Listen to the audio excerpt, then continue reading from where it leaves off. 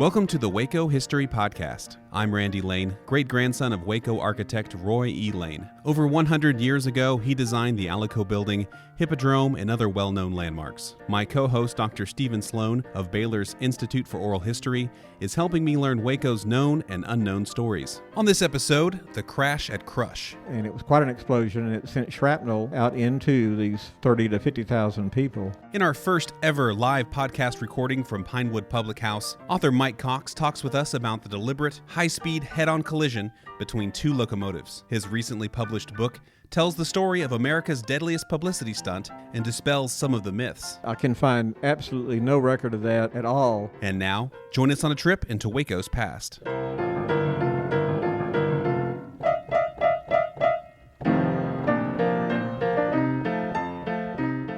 So I don't know if you heard that. We were playing, that was a Scott Joplin song, The Great Crush Collision March. And so we'll play that again for you at the end so you can kind of hear it. And you can listen for the train crash in the song. It's really easy to find. So we're really happy to have Mike Cox with us because Mike Cox just wrote a book called The Train Crash at Crush, Texas, which, of course, when you got a topic, you want a guy that wrote the book on it. And so Mike is the guy here for us. Mike's written a lot of books, probably most noted for his 2-volume work on the Texas Rangers. So if 500 pages is not enough on the Texas Rangers, there's a volume 2 with 500 pages in it that you can check out as well. Mike writes a weekly column. He's done it for about the last 20 years called Texas Tales that some of you may enjoy. But he's published over 20 books related to different aspects of Texas history, even crime stories and biography and memoirs. He's done a lot of different variety, and so we're happy to have him with us today. So thank you, Mike, for coming on with us. Pleasure to be here. Excellent. Today's topic is going to be the crash at Crush. And Stephen, how long have I been asking you to do a podcast about this, you think? Yeah, so Randy finds out about things and says, have you ever heard of something that I've really heard about? But he does that a lot. So he gets excited about these sorts of topics. And so this is a topic that everyone asks why, is the topic that is the question that you ask after hearing about this incident. And so he asked me about this a long time ago, and we're lucky to have Mike on. And so I don't want to steal Mike's thunder. We'll start with a question. What is the crash at Crush? Well, the crash at Crush happened, we just passed the anniversary of it by a couple of weeks. It was on September 15th, 1896. The subtitle of my book is America's Deadliest Publicity Stunt. And so basically that's what it was. I mean, it was a publicity stunt. And then also it was a revenue-generating device. But what happened was there was a railroad called the Missouri, Kansas, and Texas Railroad. And since it had a KT in it, pretty early on, their advertising people started calling the railroad Katy, K-A-T-Y. And that's how the railroad was known. And even their ads had pictures of early on sort of Gibson girl-looking Katys with the big hats and veils, that sort of thing. And then the railroad lasted into the 80s, and in the late 60s they had a Katy girl and hot pants. The railroad did evolve quite a bit with the times. Unfortunately, it couldn't totally keep up with the times, and so it eventually went out of business. Those of you who do know history know that in 1893 and 1894 the economy had really tanked. Very complicated, and when I went to Texas Tech, I only took 3 hours of finance for dummies, for journalism majors. That's what it was. Very complicated thing over gold versus silver, but the economy really tanked. I mean, it was the nation's worst depression up until the Great Depression. So the railroad was hanging in, but they were looking for other ways to generate money.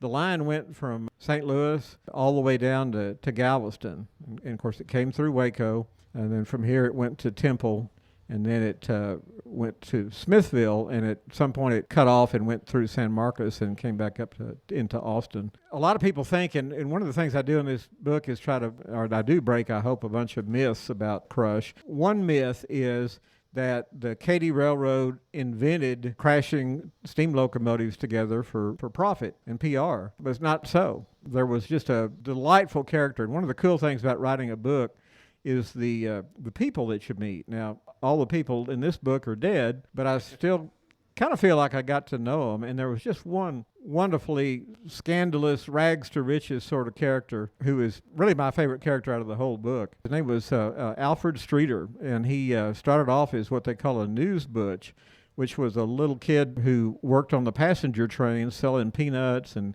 newspapers and that sort of thing. When I read this one thing about him that I'm about to share, I knew that clearly he was a guy destined for greatness. He would sell newspapers, as I said, to passengers on the train. And then, think about it, most times when we read a newspaper on an airplane, what do? We leave it there.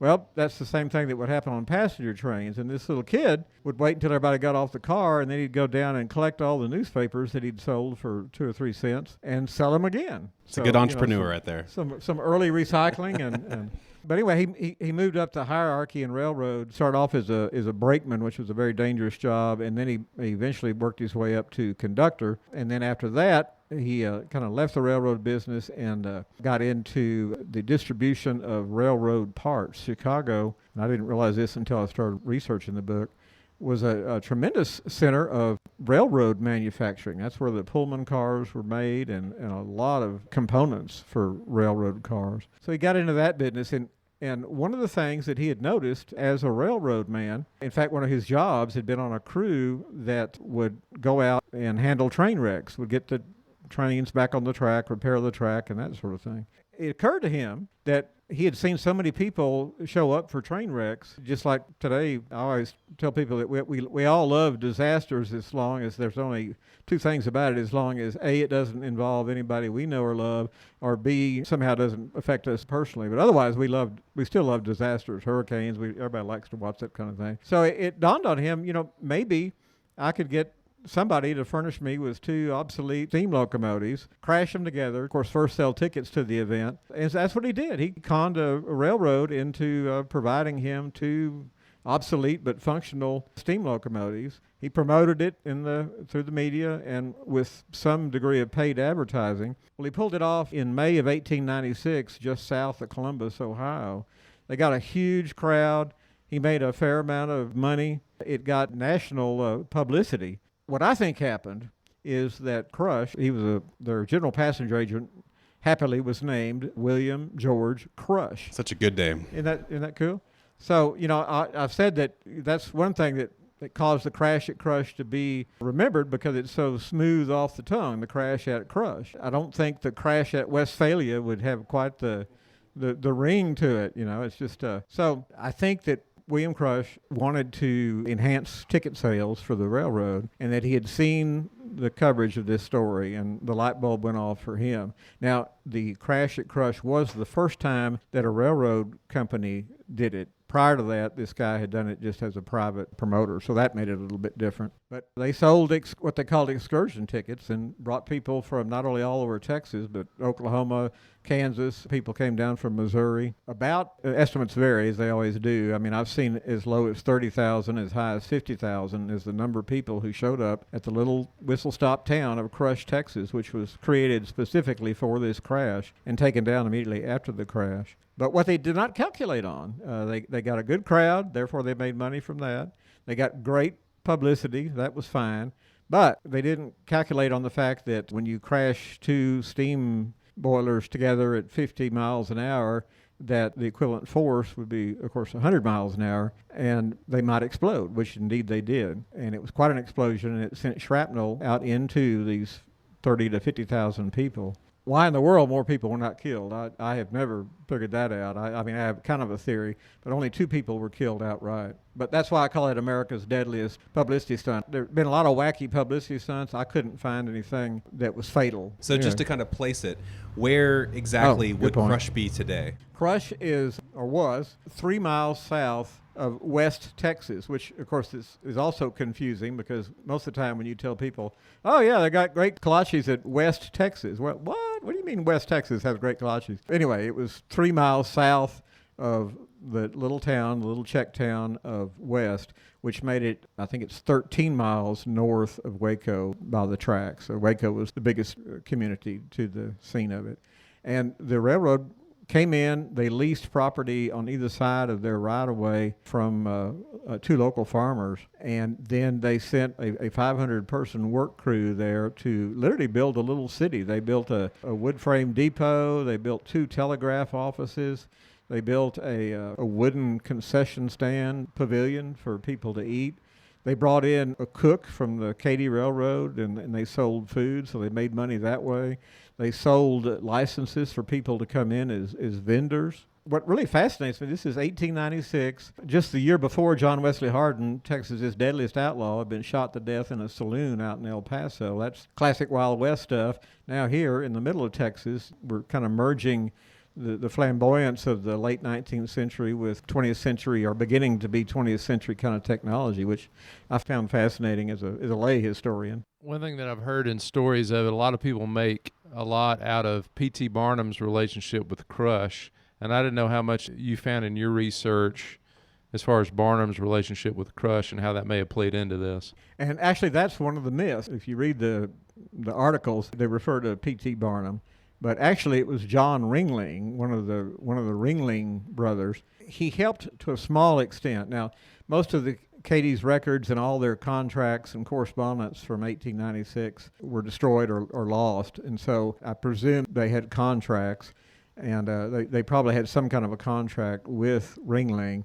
But I think that Crush and Ringling met because the Katy Railroad handled the circus trains when the circus came to Texas, and so I think that's how they became acquainted with each other. And also, I'm sure Crush went to the World's Fair in Chicago in 1892, I guess, and Buffalo Bill had set up his Wild West show right across from the venue at the World's Fair. I know Crush would have been there because just about everybody in America who had any money did go there, and I think that helped inform his attitude and his thoughts about showmanship. How did they kind of get the word out? Because even in today's standards, trying to get 40,000 people to one place at one time would be amazing. And back in the day when there's no social media, it'd be really impossible. That's true. They actually do a crowd before Facebook or no tweets that were involved in this. Did it the old-fashioned way through newspaper publicity. They did put up posters along their line.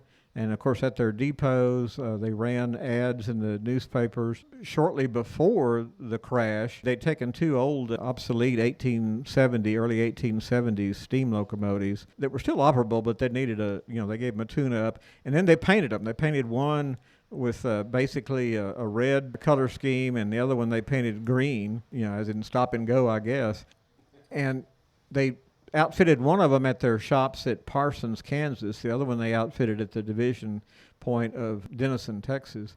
And then they ran the trains to all their depots and stopped and let people come and see the giant locomotive that was about to meet its doom. And there was a lot of bullfight, duel of monsters, that sort of thing. I mean, you'd almost think of the modern equivalent of the giant truck crash sort of thing. A lot of people just love that sort of thing. So that's how they got it out, and really it's kind of a case study for early day public relations, and I used to practice that dark art myself professionally. I can tell you that in the 1890s, that term didn't even exist. I mean, there was publicity, that there was that word, and PR people were called press agents. So the function was there, but it was, vastly different, of course, than it is today. Did they have any idea how many people were going to show up? I think so. Now, I believe they were pleasantly surprised, except Crush was, and I'm talking about Mr. Crush, was great at hyperbole. I mean, at one point I think I saw that he said there'd be room for 250,000 people there. And probably so, because they went up and down there right away looking for a good venue, and they did find a spot that was something of a natural amphitheater. Where most of the people were is probably covered by I-35 now. The paid guests were on the west side of the right-of-way toward what is now I-35. The local folks who did not pay to see it, but paid a hard price that I'll tell you about in a minute, basically just trespassed and came up in their rode horseback and came up in their buggies, and they were on the east side of the track. Well, the railroad, to its credit, had done a fairly good job of keeping the folks on the west side a safe distance back, but the folks on the east side were not controlled that much by the railroad, and so both of the fatalities were on the east side involving local people, and not any of the guests who came in. Now, one of the guests who did come in by train also was killed, but I believe that was probably due to the overconsumption of adult beverages, because he was on a train after the crash headed back home, and somehow was trying to get from one car to the other car and fell off and got crushed by the crushed by the You're gonna crushed by the train. You're going to hurt a business here. Don't talk about that. We want them drinking. One of the things that I'm interested in you kind of going through is everything from the timing, getting the timing down of when these things were going to hit each other and where they were going to hit each other, to how they staged it. And I've heard you gave an approximate of the speed, but I've seen things all over the place with regard to how fast they were actually going and when the engineer jumped off. All those are questions I'm interested in. Yeah, and you kind of just have to take what sounds like the most plausible. The Dallas Morning News and the Galveston News were the equivalent of the New York Times of Texas. I mean, they were both really solid newspapers, even in the 1890s. And so both of them covered this event heavily. And so I think that their coverage was probably closest to accurate. And they sent somebody down the day before the crash, and Crush, being the great PR guy that he was, allowed that reporter to be in one of the locomotives as they did a test run. They did have a gauge on the train, and he said in his article that they were at, I think they hit 52 miles an hour or something like that. The reason that I got into writing and journalism is my mathematical skills, but I do know that when one object moving 50 miles an hour and the other object moving 50 miles an hour come to a stop against each other, the equivalent force is 100 miles an hour.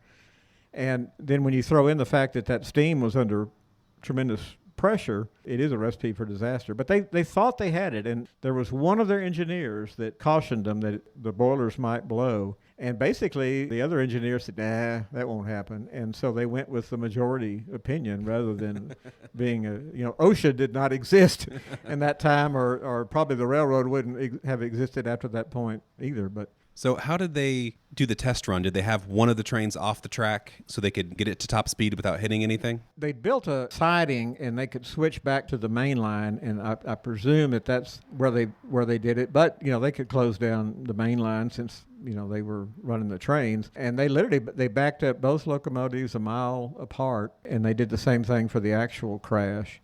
And so they had a mile to, and of course they already had steam up, and so basically all they had to do was pull back the lever, and the train would slowly started gathering speed and momentum. Most of them jumped off, they said, when it was traveling about 10 miles an hour, which risky in itself. One kind of hot dog engineer stayed on longer out of a sense of I think misplaced sense of showmanship. Really scared the railroad officials who were there, including Crush.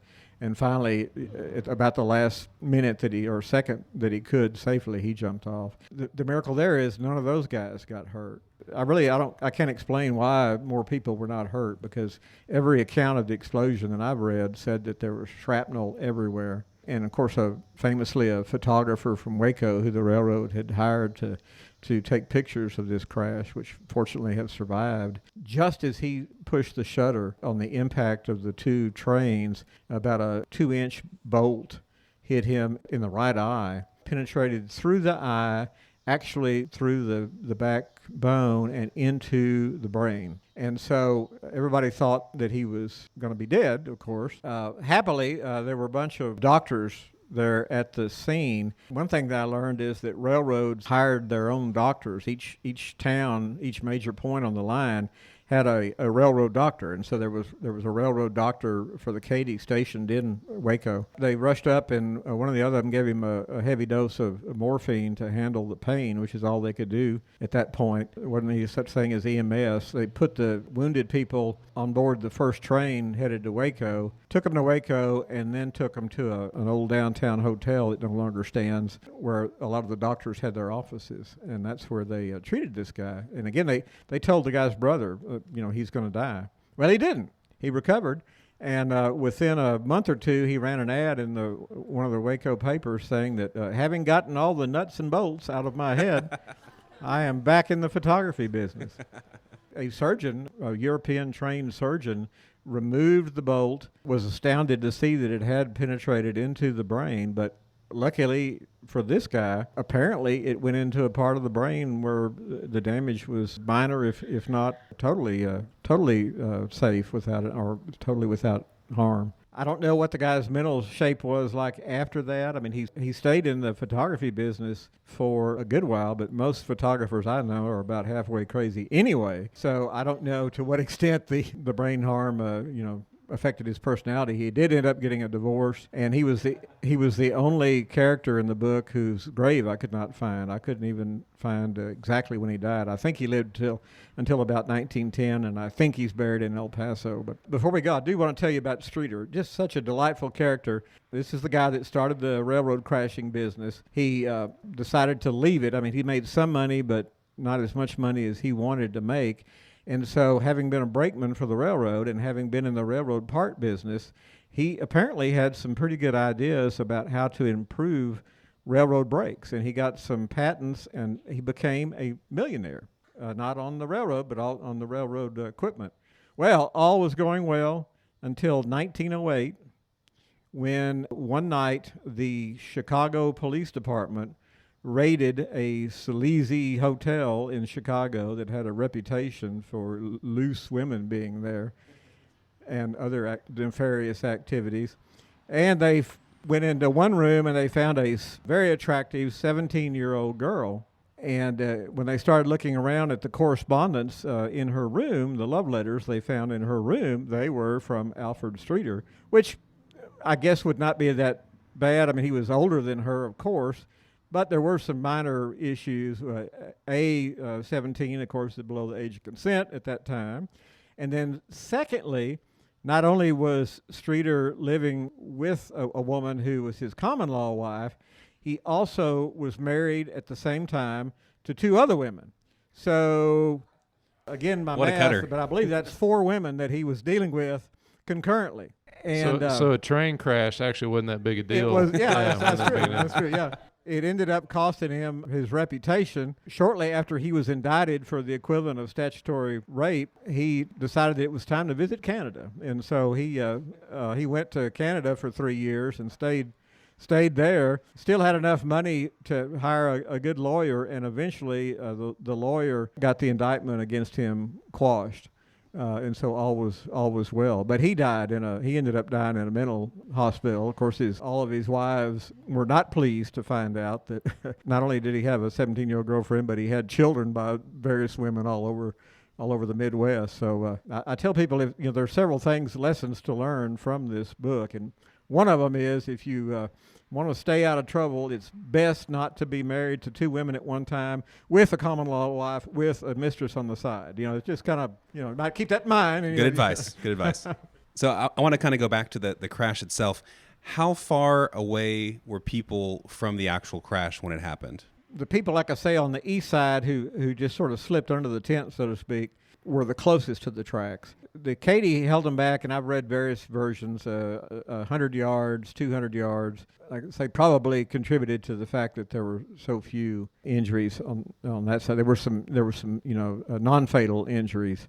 There were about 6 non-fatal injuries, but the folks on the other side had crowded closer. Crush, like I say, was a consummate showman. He was riding a white horse. He had a blue sash signifying his status as basically the showmaster, and he was riding around on his horse, trying to herd people back. I mean, I think to his credit, he was trying. Another of the myths that I shattered, the common story is that he was immediately fired by the Katy Railroad for doing such an audacious thing, and then shortly thereafter rehired. I can find absolutely no record of that at all. The truth is that he was on the first train with the injured victims. He personally got them into the Pacific Hotel, which was the big downtown hotel, and arranged for their medical care. He did get a telegram from headquarters in St. Louis saying, we need to see you in St. Louis on the tomorrow. And so he spent the night in Waco, boarded the Katy Flyer the next morning for St. Louis. And there was an interview I found where he thought he was going to be fired, which is probably where the perception arose. But he got there, and basically his boss just kind of smiled and said, you didn't do anything wrong, And now the Katy never did it again, of course. But Texas had more professional railroad crashes than any other state. And the kicker is that after the crush thing, even though people had been injured, a young man, a farmer from Iowa, decided to get in the professional train crashing business and made a livelihood out of it from 1896 until 1933. He staged something like 76 railroad crashes all over the country, generally at state fairs and other large crowd kind of events. He did 3 of them in San Antonio. So San Antonio has the world's record as the highest number of deliberate train crashes of any place I know of anywhere. The guy's name was Joe Connolly, and his nickname was Head On. It was Joe Head On Connolly. So it was, quirky times. You wouldn't think weird things like that can happen today, but then all you got to do is watch the evening news and you know that weird things still happen. I've always thought it was the weirdest thing for the railroad company to do, and I want to ask you about it. It's like 2 airline companies trying to promote an airline and running 2 airplanes into each other, which doesn't make any sense. So, I mean, did it have an impact on the Katy as far as use of the Katy and advertising that line? Yes, in fact, I was able to find their annual report for the first year after this. Their earnings were way up. I mean, it didn't harm them at all, and arguably did them some good. Most people in the articles that have appeared since then, which are very derivative. I mean, it's there were a couple of people who were interviewed by the newspapers early on. There was one person did some recollecting in the 1930s, and then somebody else wrote a recollection about it in 1957. Those are the only participant accounts that are known, and each story you read is heavily developed from the other, which is why I was able to come in and dig deeper. There's another perception out there that the Katy Railroad paid every single person who was injured $10,000, which in 1896 was a huge amount of money, plus gave them a lifetime pass on the Katy Railroad. I dug through the records at the McLennan County Archives, and actually, for the first time in over 100 years, held those lawsuits. There were only 2 lawsuits filed. I held those in my hands and looked at them,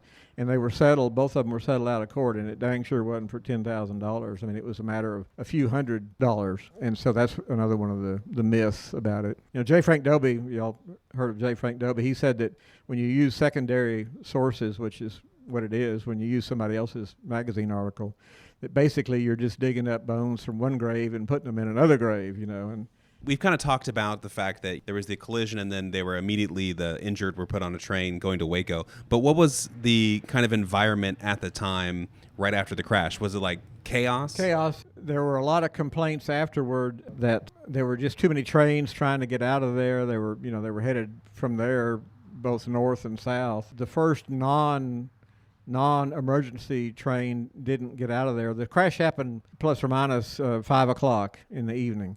And the first train out of there didn't leave until 9 something. So, it was pretty chaotic. People were having trouble finding what train they were supposed to get back on, even though the Katy cleverly had printed the tickets different colors for each train that you were supposed to get on. So, but still, it was, like any disaster, it was chaos.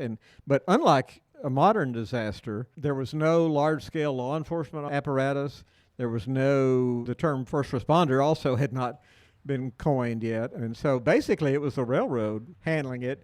They did have some special sort of rent-a-cops that they had out there who had a commission as a deputy constable, and they arrested a few drunks. If they did anything, it didn't get reported in the newspapers, though I presume surely they did. But still, I'm sure it was mostly been a very chaotic scene.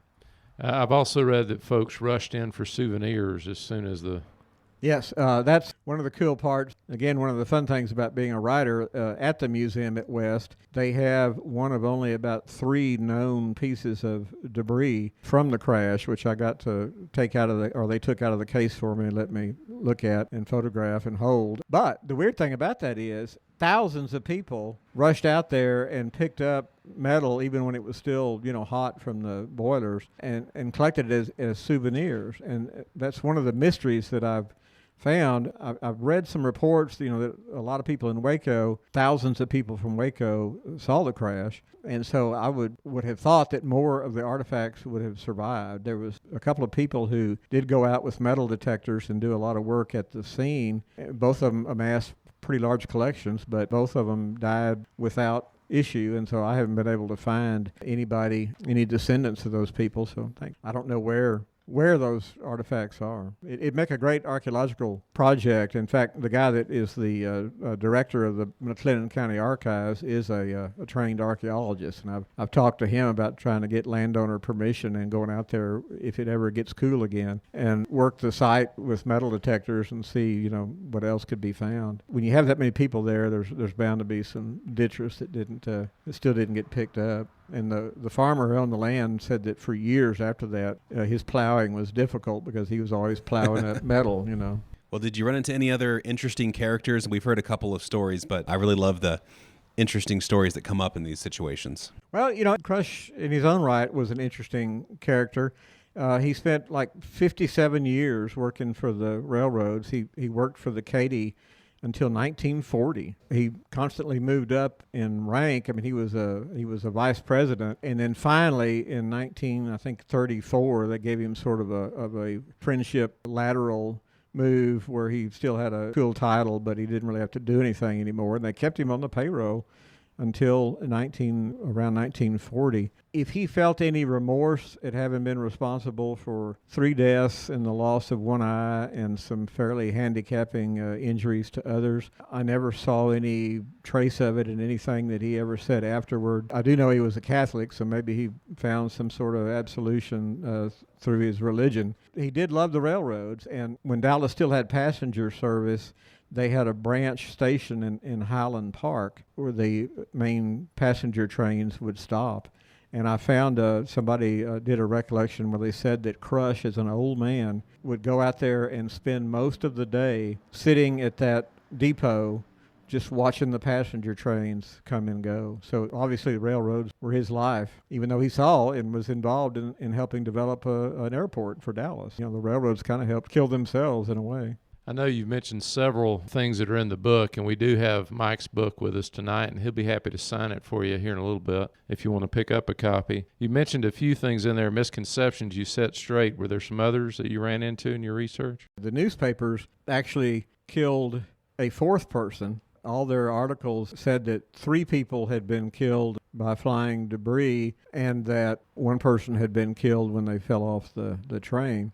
Well, as it turned out, when I hired a genealogist to help me do some digging, and she found that the supposed third immediate trauma victim did not die until a year after the crash at Crush. His death had nothing to do with he didn't receive any injuries at the crash at Crush. As the old line it goes, rumors of his death had been greatly exaggerated, except for the way that he did meet his end, which was being in a buggy with his wife, and it was in the summer. And how many wives did he have? I think as best I can tell, he just had one. Just the one. So he didn't get killed that way. But in their buggy was driving by some kind of a carnival. It may have been a 4th of July celebration, and somebody had stuffed gunpowder into an anvil, which was common back then. They forget the term for it, but they would blow that powder. It would make a big bang, kind of a giant firecracker.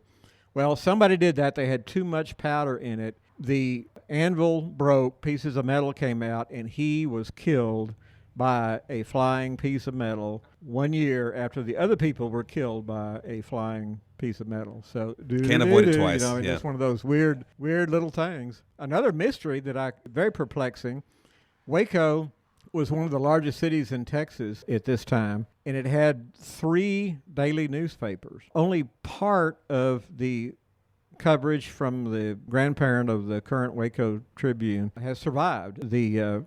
Any sort of back issues of those other 2 papers are not even extant for the time of the Crush crash. So the way I was able to find most of my newspaper coverage was, thank goodness, through now the various websites that have digitized searchable newspapers, which for me ought to be a controlled substance, because they are so cool when you get on there and start looking for stuff and finding things that people haven't read in 100 years. And so I was able to, that really helped inform my book quite a bit, finding other newspaper coverage other than Waco. But it was very frustrating because I know that the Waco papers, being closest to the scene, would have had the most thorough coverage.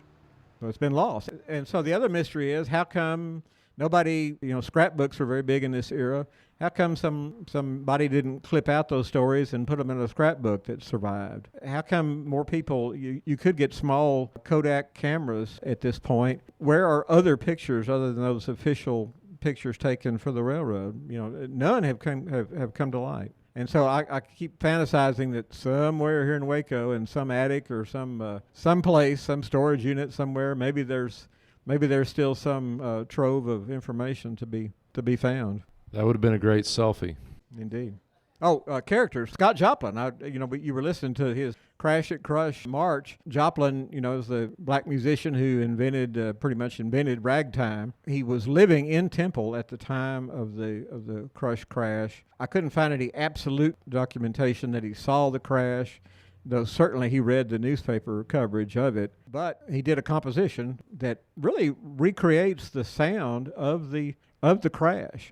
Which shows his musical genius. A good friend of mine is a musician and a music teacher, and he says that it's not a perfect piece, but it's a road marker that shows that he had made definite progress from his first known compositions to this point. And then, of course, he went on to write the Maple Leaf Rag, which became a huge national hit.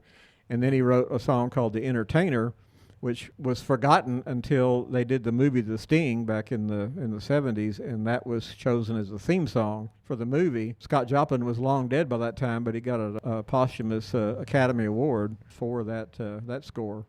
So, real interesting character. He played in the black nightclubs that were near the railroad station there in Temple. I looked for those places. They've all, of course, been torn down. And that Crash It Crush March was published in Temple. Now, and that's kind of remarkable. And then a distributor in New Orleans who kind of found that there was a large market for black music. Of course, they didn't call it that, but it was a white-owned company, and they distributed his music and included in that Crash It Crush piece nationally, which helped further his national reputation. So Joplin is certainly one of those fascinating characters that I got to meet. He didn't live too very long, died of syphilis. So again, there lots of ways to get in trouble back then, but he was a hugely talented guy. Does anybody out in the crowd have any questions specifically? We got a mic up here. You got to come up to the front. My name is James. I wasn't at the Crash It Crush, but my grandfather was. He was the third photographer who worked for Dean, who photographed the second of the crash. He was on a wooden platform in a tree and got knocked out of it by a flying plank. He was quite an old timer. I think it fills you in with a couple of facts that you might have missed on that. I sure appreciate your darn good show here. One of the things I've noticed about writing books, I tell people there's two things that are going to happen if you ever write a book that's published. One is after you have finished writing it and it's been published and you're sitting there kind of glancing over it, you will find a typo that you missed, your editor missed, your wife missed, your husband missed, everybody missed. Now, knock on wood, so far that hadn't happened with my last two books. But what has happened with every single book I think I've done is I've either discovered something that I forgot to put in the book, or exactly like this, I'll be giving a talk somewhere and somebody will come up and say, yeah, my great-grandfather, blah, blah, blah. And, I would have loved to have known that before the fact, but how do you find out? More questions. There was the excursion trains, 20,000 people. There was a one-line rail from Waco through West. I'm the mayor of West. I've heard this story for probably 50-some-odd years, so I'm very familiar with the Crash It Crush. But where did all the excursions, did they come into Waco and park, or did they just line up north and south of the area? Because they bought these excursion tickets to come to this place. Of course, they had to leave. There's no roundabout, so I was just wondering, do you know? Yeah, I do know. The Katy had built a pretty long sidetrack next to the main line.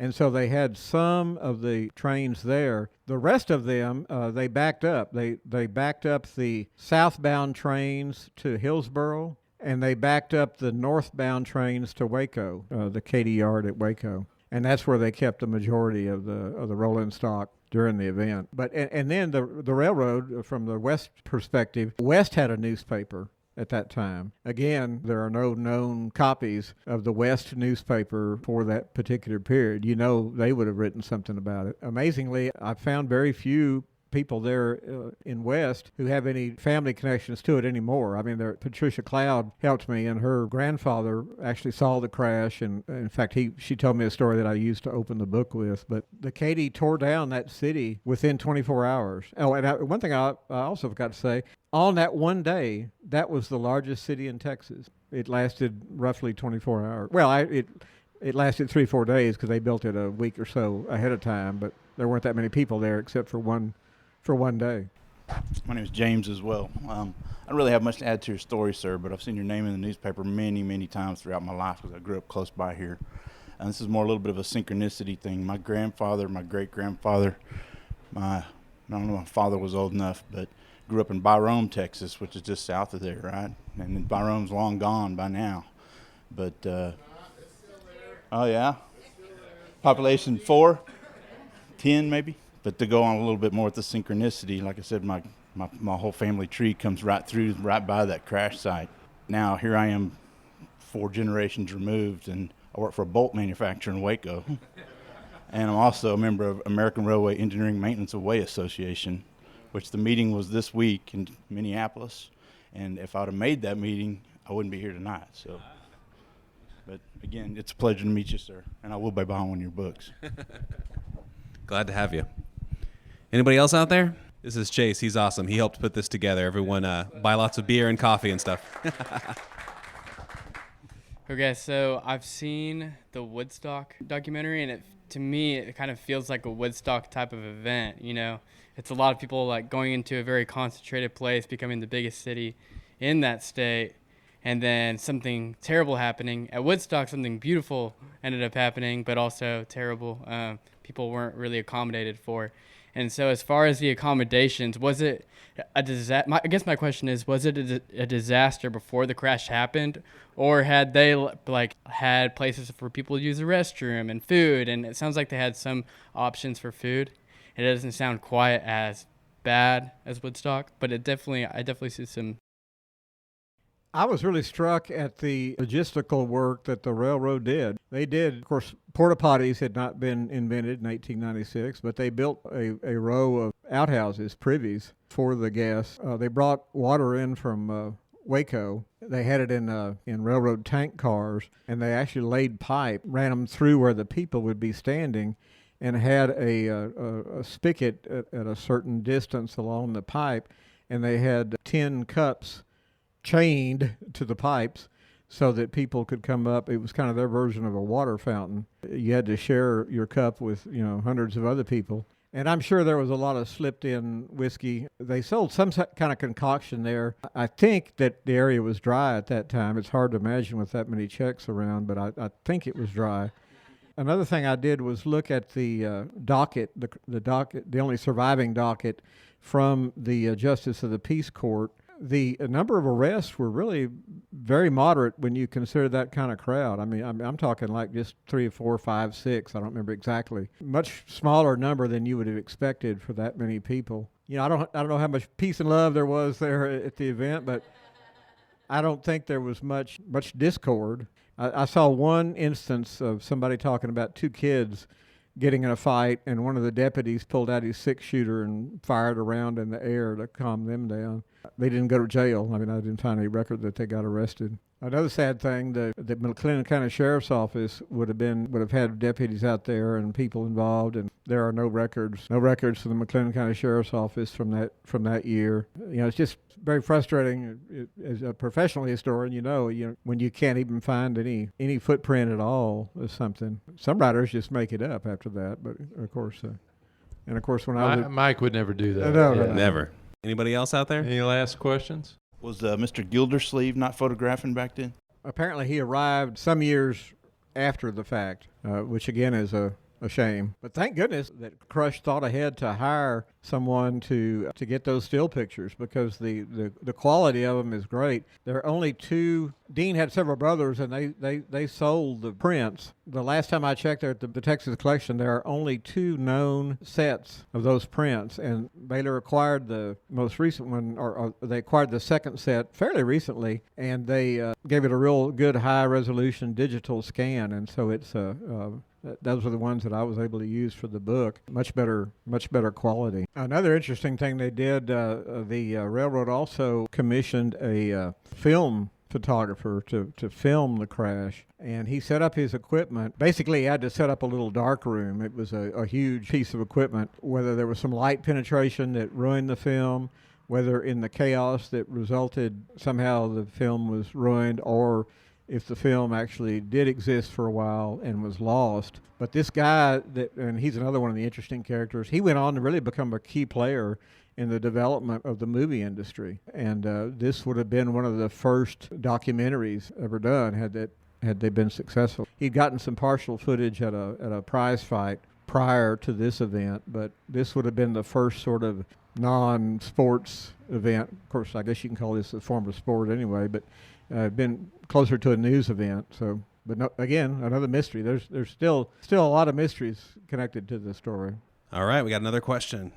This isn't that particular railroad related, but I've been doing a little research about a railroad, the San Antonio and Aransas Pass Railroad, kind of an eminent domain style claim on a church property in Waco in 1922. It was the first brick church built by an African American congregation, and the railroad somehow got a hold of that property. There were some lawsuits and things like that. But I was curious, one, how many railroads companies came through Waco in this period that you're talking about, and what was that process like if there was land that they wanted but maybe the people didn't want to sell? Waco was quite the railroad center. I've got it in my book, and I've slept since then. I don't remember exactly how many lines came through Waco. Cotton Belt Railroad was one that came through. The Katy, of course, came through. My memory is it like 4 or 5 different rail lines served Waco. For until the 60s, I think, they had a really cool Union train station here, and it got torn down in the 60s. As far as the land stuff, I don't know the fine details of it. I do know that the railroads were a huge corporate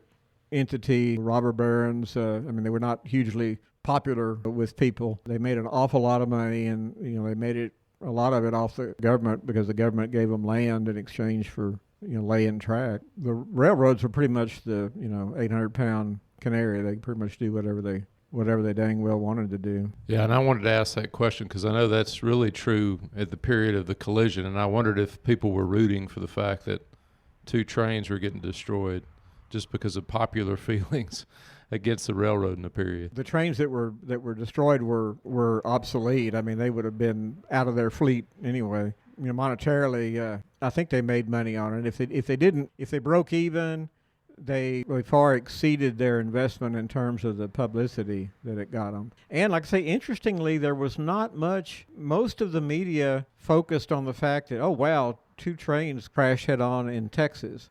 Some of the stories kind of way down at the bottom, oh yeah, 2 people were killed. Some of the newspapers got it right and focused on the fact that 2 people died in the crash. But basically, the people kind of forgave them. I mean, there were a few scathing articles, but most of the articles were positive to neutral. And also, there was no government regulation to speak of. The Texas Railroad Commission had been created by that point, but their regulatory authority was really not over safety issues. It was over rates primarily. And then there was a federal railroad agency, but they too basically were involved with rate regulation and not safety. I mean, you can just imagine if something like that happened today. First of all, it couldn't happen probably, but if it did happen, well, that OSHA and National Transportation Safety Administration and the state and everybody in the world would be crawling all over that to try to figure out what happened. So railroads could get away with they could do just almost what they wanted to do back in that era.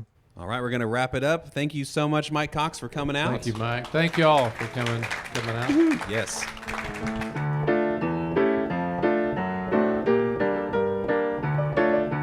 Thanks for listening to the Waco History Podcast. This episode was recorded in front of a live audience at Pinewood Public House on September 25th, 2019. Thanks to Pinewood for hosting us. Learn more about the podcast at wacohistorypodcast.com. Learn more about Stephen's app at wacohistory.org. Subscribe and rate this podcast on Apple Podcasts, Google Play, or wherever you get your podcasts. Before we go, stick around to hear Scott Joplin's Great Crush Collision March. Thanks for listening.